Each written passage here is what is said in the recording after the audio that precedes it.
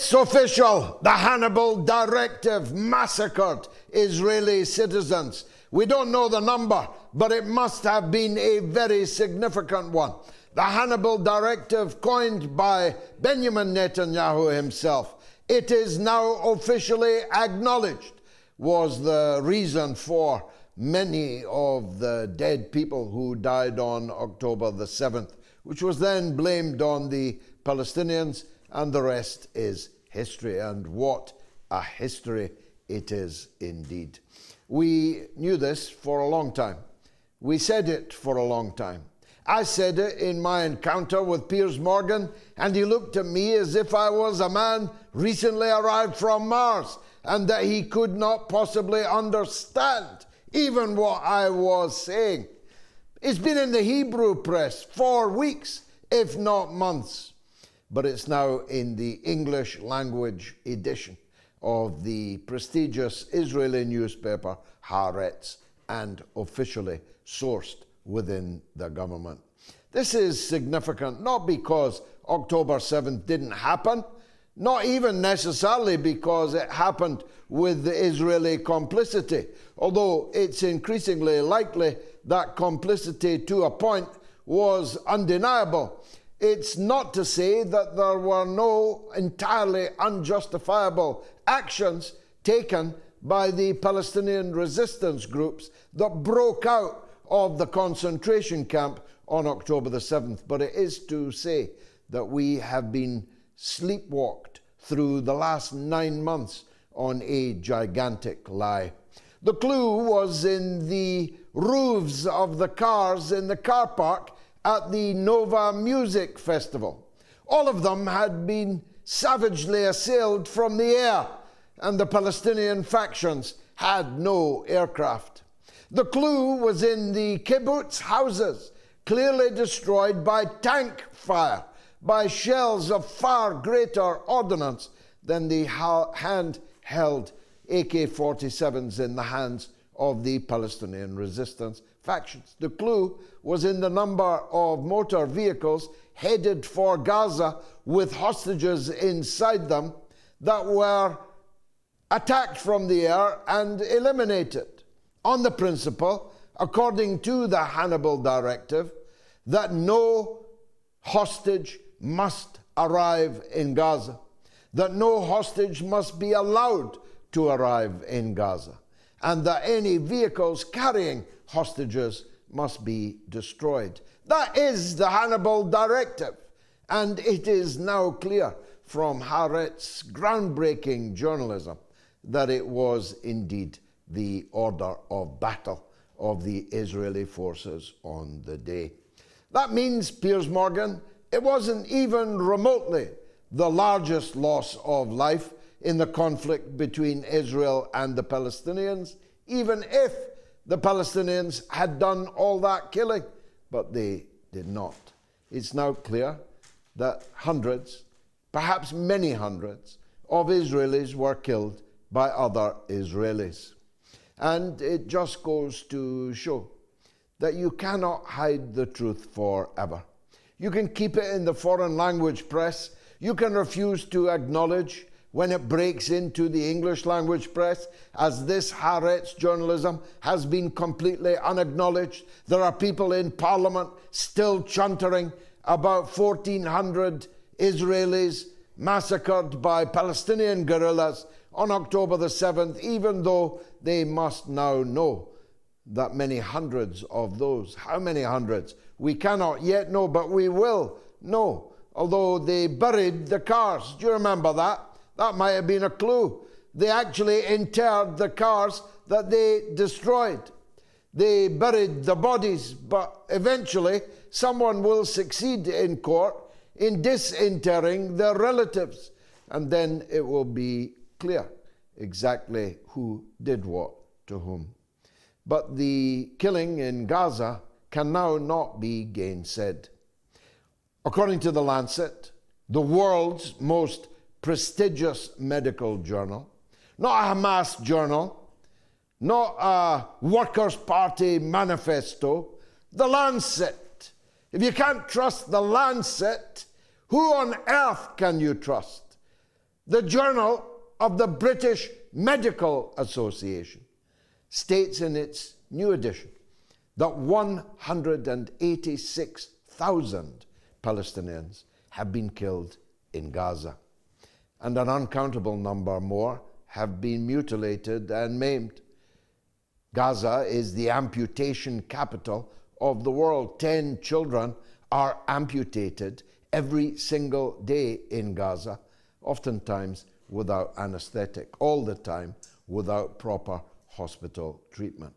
But 186,000 dead is 8% of the Gaza population, meaning that what we were calling a genocide is now officially becoming a Holocaust. Not the Holocaust.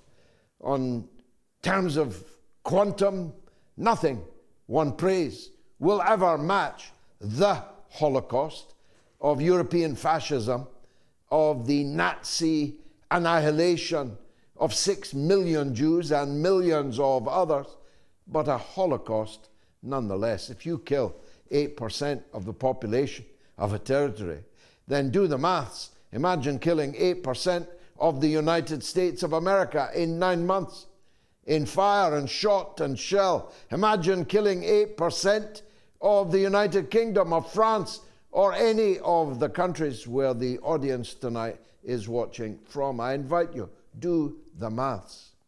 And then you begin to see the gargantuan scale of this war crime, this crime against humanity, that the world has not just allowed to happen, not just armed Israel to make it happen, not just funded Israel to pay for it happening, but lied and lied and lied by omission and commission about what happened the day before October 7 and every day back to 1948 and indeed back to 1917.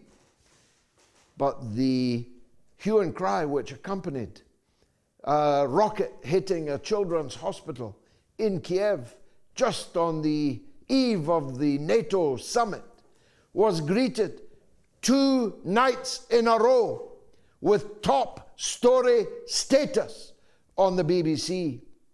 So far as we can see, 2 people died in that children's hospital in Kiev.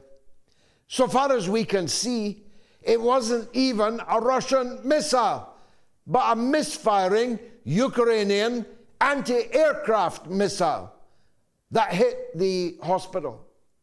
Which doesn't mean it wasn't connected to Russia's invasion of Ukraine, of course.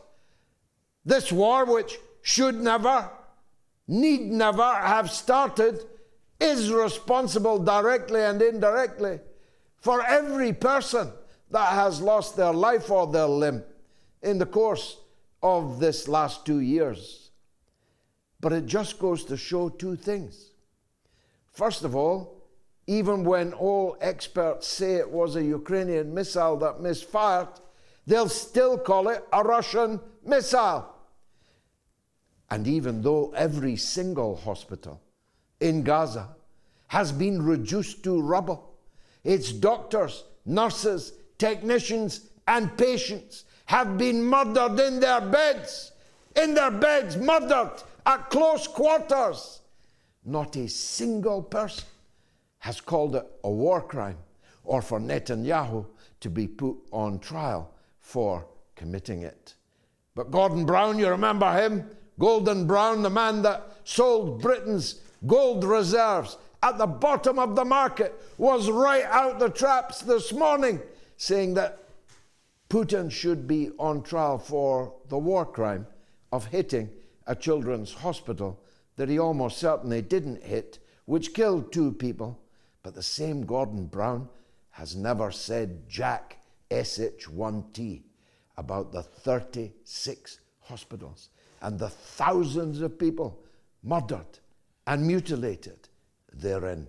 Not one single word. These hypocrites who rule us are typified by the Le Petit Roi, little spring-heeled, elevator-heeled Macron, the would-be emperor of France, has just told the French people that his government is going to continue governing their country, even though they came last in the elections on Sunday. His prime minister is going to carry on. My friend Mélenchon, it has been told he will never be the prime minister. This is, as Mélenchon just said, unique in the so-called democratic world, where a president comes last, where a socialist comes first, where a right-wing nationalist comes second, orders his prime minister to continue in office. Now, the British people might accept that. The Americans might accept it. Most countries might accept it, but the French will never, ever accept it. Mind you, Macron said all this from Washington. Perhaps he took inspiration from the continued efforts of the naked Emperor Joe Biden to pretend that everything in the Rose Garden is, well, rosy, to pretend that he's still the Democratic Party nominee, even though all the major power brokers, all the big funders are telling him it's time to go, Joe. Hey, Joe, where are you going with that ballot in your hand? Your history, you are bound for endless debates with the nurses in a sanatorium. I wonder if Dr. Jill Biden will visit you when you are incarcerated there. That thought just occurred to me. But one thing's for sure, Joe ain't going quietly. He's not going coherently. He grabbed a mic off a union official today and made a statement, even by his standards, that was entirely berserk. If it had been a scene from One Flew Over the Cuckoo's Nest, you would not at all have thought it exaggerated. Joe claims he was the first black woman president and served under the first black president and was the first black woman vice president and was talking to Stoltenberg's wife. I think he said talking to, although if I'd been Stoltenberg, I'd have wanted to check with my wife after what Joe Biden said on stage, welcoming the NATO leaders, the greatest warmongers on the history of the planet since the axis of Mussolini, Tojo, and Hitler strode the stage. There they were. Little Zelensky was there, still in that military vest of his. Must be smelling mightily by now. Little Zelensky was there because every time he goes to the United States, he leaves with $60 billion in his back pocket. And his cocaine dealer is mighty happy when he sees Zelensky on the stage in Washington. But it wasn't just money he was picking up today. The mighty Netherlands. They've now lost Mark Rutte. He's the new head of NATO. But the mighty defense minister of the mighty Netherlands announced today a huge subvention of F-16 missiles with which NATO, one by one, are now saying it is entirely permissible to strike inside Russia. The new Labour government in Britain have to get used to saying that. It was not to be outdone. A little indistinguished, inky-fingered clerk of a man called John Healey, former Treasury Minister, unprepossessing 2AT, went all the way to Odessa.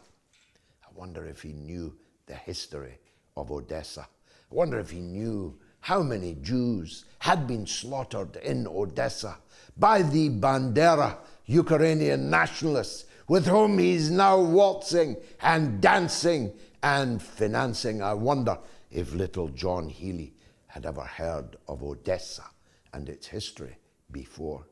But he went there and he pledged still more money and still more weapons from the straitened British Treasury, where, to quote the Chancellor of the Exchequer, Rachel Reeves, there's not a lot of money around.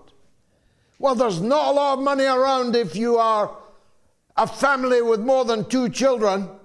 There's not enough money to reinstate your child benefit, which the Tories cut and put a 2-child cap on. There's not a lot of money around if you're in local government, in councils that are bankrupt, literally bankrupt in the case of Birmingham City Council, about which more later. There's not a lot of money around, you see, when it comes to the National Health Service. God bless its cotton socks. There's not a lot of money around in Britain when it comes to transport, when it comes to infrastructure, when it comes to child poverty, when it comes to low wages, when it comes to student tuition fees.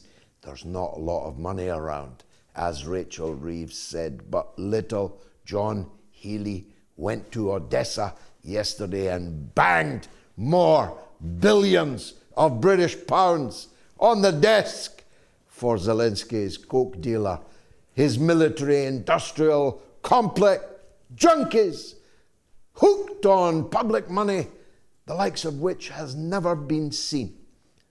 Never been seen, the amount of money that's being spent on this conflict. And they didn't just shower money, shower weapons, but they showered a British green light.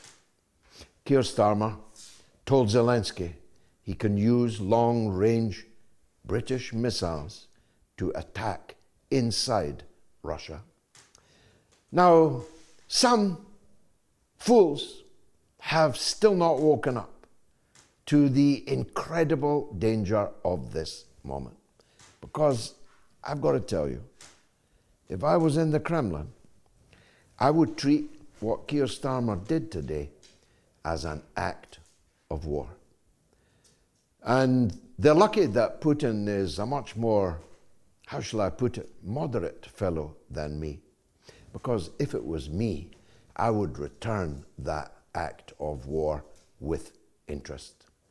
I would make sure that the British people knew that their Prime Minister's escalatory acts were not without cost, and that Russia is not a punch bag. It's not going to be punched around by Keir Starmer. That is for sure. The new Parliament has reassembled. It's not a pretty sight. The grotesque nature of the British electoral system has produced more than 400 Labour MPs.